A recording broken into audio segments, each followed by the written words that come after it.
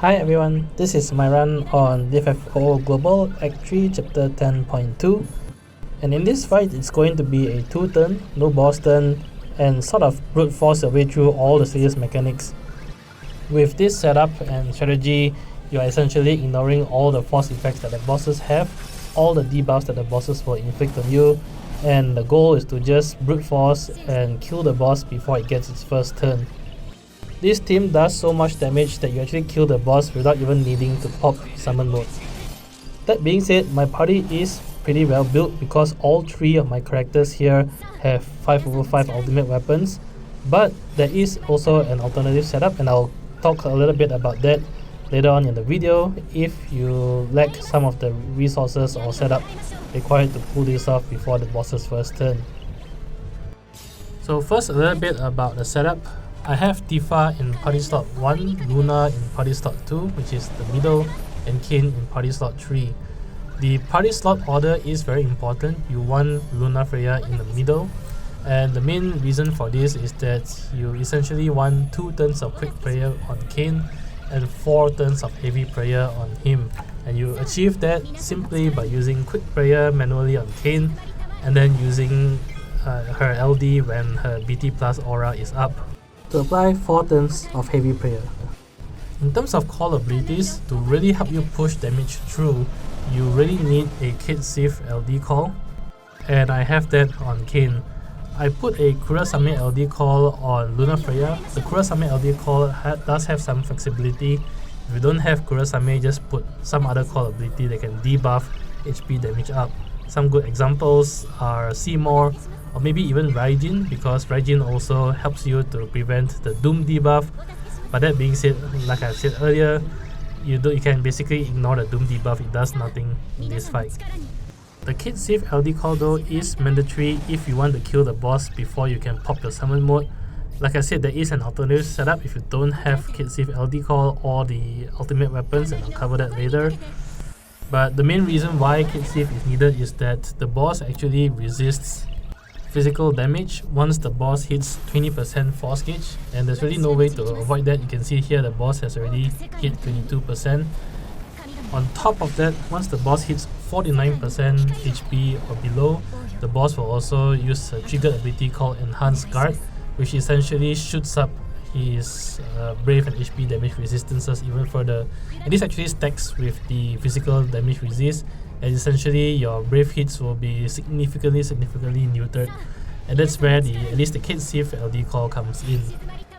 I'm about to finish up on Lunafreya. The goal of Lunafreya here is to buff quick and heavy prayer on her allies, and of course charge the force gauge to 100%.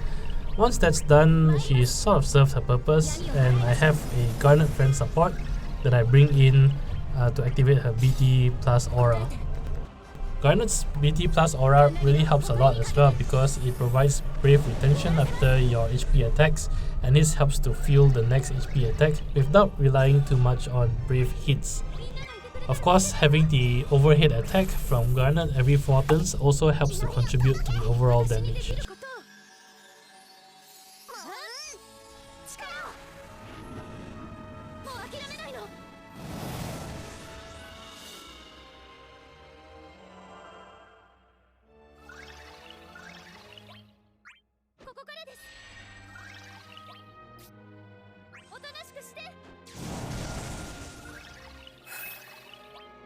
So on Kain's turn here, the one thing to note is that you very strictly want to go BT plus, LD, call ability and jump.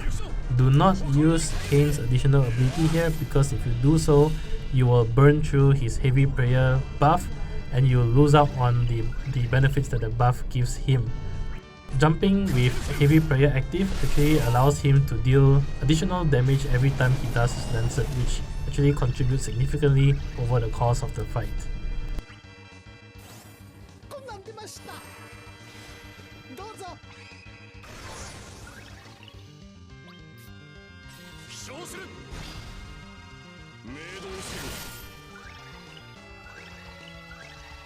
So on Tifa's turn, I just did a Prishe base call here. This is somewhat optional, but it is free damage and it does trigger Lancet, so why not? And then here I go into her FR. Now one important note is that you must reach this point of the stage, which is Tifa's FR, before the boss hits 50% force gauge. Once more, before 50% boss force gauge. And that's because when the boss hits 50% force gauge, he will counter any physical brave damage with an instant KO ability. And this means that if Tifa attacks him outside of BT mode, he will essentially die. As always, when you enter force time on your side, you will always pause the enemy's force gauge. So doing it like this ensures that the boss will never counter attack physical damage, and so you don't have to worry about the instant KO attack.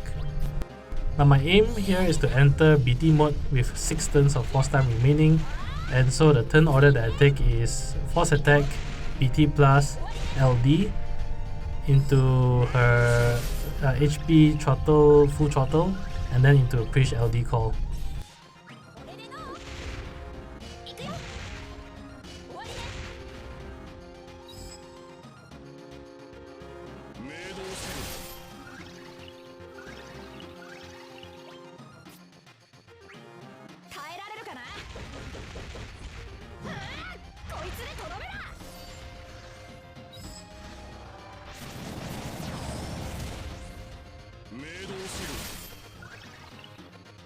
Alright, that's it, let's go. In case you're wondering, what about the Doom debuff? Well, the only thing that debuff does is that it instant breaks your character when it ticks down to 0, but because you are in BT mode, the Doom debuff will never tick down to 0, so the only thing that it does is that it eats up one of your buff slots, but that doesn't really matter here. Earlier I did mention about an alternative setup if you do lack some of the ultimate weapons or maybe some of the core abilities. One alternative approach that you can do is to set a Brothers Summon instead of Shiva, and to give Lunafreya the Quistis LD call. So at the start of the fight, use the Quistis call to delay the boss, and the rest of the fight is essentially the same. However, if you lack the Cait Sith LD call and ultimate weapon, you probably won't be able to kill the boss inside this BT mode. In which case, you don't have to worry. Once you come out of BT mode, just pop the Brothers Summon, and you should have the leeway to do that because you've delayed the boss through the Quistis LD call. Popping Brothers Summon gives you this additional 6 turns to kill off the boss after BT mode. Not to mention, of course, Brothers Summon itself does a chockload of damage to the boss. So say, even if the boss survives with 9 or 10% HP after the BT mode, popping Brothers Summon and going all out inside the summon mode should afford you enough damage to kill off the boss.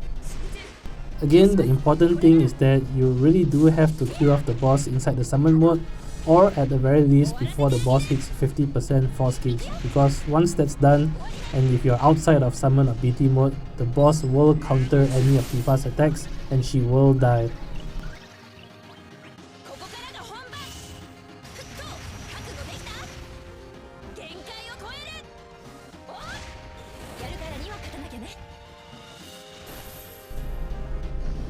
Anyway, that's it for this run. As always, I hope the video has been helpful, and if you do enjoy the content, please leave a like, comment and subscribe. Really helps a lot. Till then, I'll see you guys in the next Shinryu fight. Bye!